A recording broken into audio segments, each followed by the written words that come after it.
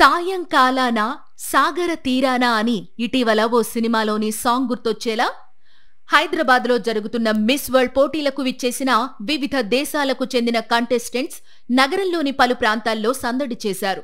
ఇందులో భాగంగా కొందరు మిస్ వరల్డ్ కంటెస్టెంట్లు నాగార్జున సాగర్ బుద్ధవనాన్ని సందర్శించి తెలంగాణ విశిష్టతల్ని తెలుసుకున్నారు.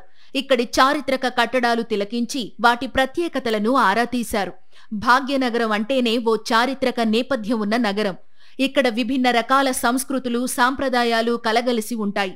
అలాంటి సమ్మిళితమైన జీవన శైలి అంతర్జాతీయ స్థాయిలో పర్యాటకుల్ని ఆకర్షిస్తోంది. అలాగే మిస్ వరల్డ్ పోటీదారుల్ని నగర సంస్కృతి ఆకట్టుకుంటోంది. మిస్ వరల్డ్ పోటీల్లో పాల్గొంటున్న ఆయా దేశాలకు చెందిన ముద్దుగుమ్మలు ఒక్కో రోజు ఒక్కో కార్యక్రమంలో పాలుపంచుకుంటూ నగరంలో సందడి చేస్తున్నారు. ఎయిర్పోర్ట్ ఆహ్వానం మొదలు గచ్చిబౌలి ప్రారంభ వేడుకల వరకు నగర ప్రత్యేకతల్ని ఆశ్చర్యంగా ఆరా తీస్తున్నారు. అంతటితో ఆగకుండా ఆయా చారిత్రక